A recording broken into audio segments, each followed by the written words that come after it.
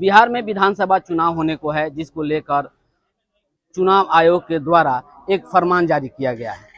ये फरमान मतदाता गहन पुनरीक्षण अभियान है, जिसमें मतदाता सत्यापन किया जा रहा है। ग्रामीण क्षेत्रों से लेकर शहरी क्षेत्रों में बीएलओ डोर टू डोर पहुंचकर मतदाता सूची का सत्यापन कर रहे हैं। इस मतदाता सत्यापन में बीएलओ और ग्रामीणों को काफी कठिनाइयों का सामना करना पड़ रहा है। आइए हम जानते हैं ग्रामीणों के द्वारा कि क्या क्या कठिनाइयों का सामना करना पड़ रहा है। सर हम लोग पहले से हम लोग इस पे वोट देते थे, हम लोग देते आ रहे हैं। हम लोग अभी डॉक्यूमेंट हम लोग कहाँ से पूरा करें? 11 डॉक्यूमेंट है, तो कहाँ से पूरा करें?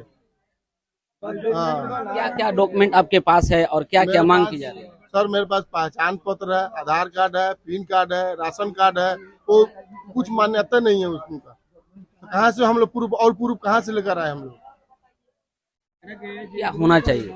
सर वही होना चाहिए जो हम लोग शुरू से देखा आ रहा है, पहचान पत्र का, उसी पर हम लोग दिया जाए वोट। ग्रामीणों में काफी रोष है इसको लेकर। जो जो डॉक्यूमेंट्स मांगे जा रहे हैं, जो डॉक्यूमेंट्स उन लोगों के पास नहीं है। 11 महत्वपूर्ण डॉक्यूमेंट्स मांगे गए हैं। जो डॉक्यूमेंट्स शुरू से ही मतदाता लोग अपना मतदान दे रहे थे, जिसमें Aadhaar card, PAN card, driving licence, ration card ये मान्य था, मगर इस बार जो पुनर्निरीक्षण किया जा रहा है उसमें उसकी मान्यता नहीं दी गई है। और भी हमारे साथ ग्रामीण है, उनसे हम जानने की चाहते हैं क्या क्या कठिनाइयों आप लोग को हो रहा है। बहुत कठिनाई हो रही है। हम लोग Aadhaar card, PAN card, ration card का कोई नहीं वैल्यू हो रहा है अब इस वोट में। उसके बाद वोट हम इसी पर देते हैं। और बहुत क्या क्या मांगा गया है आपके पास उपलब्ध नहीं? उपलब्ध मतलब है तो राशन कार्ड है, पैन कार्ड भी है, उसके बाद और आधार कार्ड भी है। कह रहा है लोग इस पे वोट नहीं दिया। क्यों नहीं दिया? जो सरकार ने दिया है, सरकार ने बनाई है, तो वही हो जो होगा। आइए यहाँ पर कुछ बीएलओ बैठकर पुनरीक्षण कर रहे हैं, सत्यापन कर रहे हैं। उनसे बात करते हैं कि क्या क्या कठिनाइयाँ हो रही है दस्तावेज लेने में। क्या नाम होगा आपका? मेरा नाम राम प्रवेश प्रसाद गुप्ता हुआ। अभी आप यहाँ पर सत्यापन कर रहे हैं, मतदाता सूची सत्यापन कर रहे हैं। इसमें क्या क्या कठिनाई लोगों को हो रही है और आपको क्या कठिनाई है? कठिनाई हो रही है जो इसमें रिक्वायरमेंट मांगा गया है, जो भी दस्तावेज मांगा गया है, उसमें से बहुत लोगों के पास दस्तावेज तो उपलब्ध नहीं है। जैसे जाति निवास मांगा गया है, तो जाति निवास बनवाने में समय लगेगा, तो वो अभी उपलब्ध नहीं है। बाकी पासपोर्ट वगैरह है, सर्विस में जो है उनका प्रूफ मांगा गया है। जो भी अशिक्षित लोग हैं, निम्न वर्ग के लोग हैं, उन लोगों के पास डॉक्यूमेंट का प्रॉब्लम हो रहा है, जिसके चलते हम लोग को पेपर सबमिट करने में दिक्कत हो रही है। कितना समय आपको मिला है इसको पूरा करने में लिए और आपको कितना टारगेट आपका है? हम लोग तो आदेश है कि 25 जुलाई तक हर हाल में इसको पूरा कर देना है।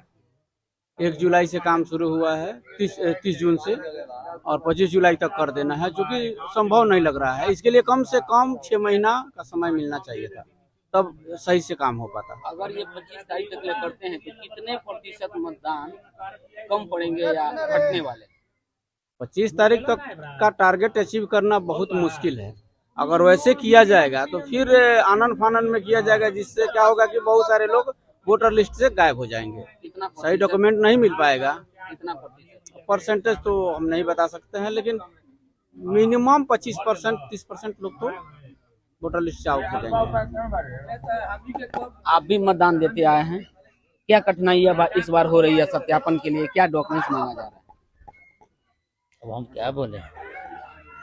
क्या क्या जो पहले दिया था वही होता है। वो मान्य है इस बार? मानने कहाँ मान रहे हैं? मानेंगे तब न। एक और बीएलओ यहाँ पर वर्क कर रहे हैं, उनसे बात करते हैं, देखते हैं कि वो क्या क्या बताते हैं। अब बताइए। आप मतदाता सूची का पुनरीक्षण सत्यापन कर रहे हैं, इसमें क्या क्या कठिनाइयाँ हो रही है? लोगों को क्या कठिनाइयाँ?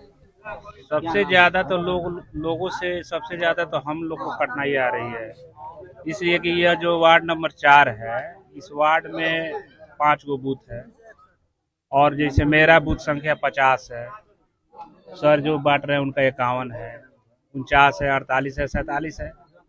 जैसे इनका है मेरे पर 50 में है, इनके पिताजी का है 51 पर, इनकी माँ का है 47 पर, अभी जैसे आए हमसे एक अपना ले लिए, अब फिर उसके बाद करे जब आपसे हम एक लिए हैं तो मेरे माता पिता का भी आप ही पर होगा।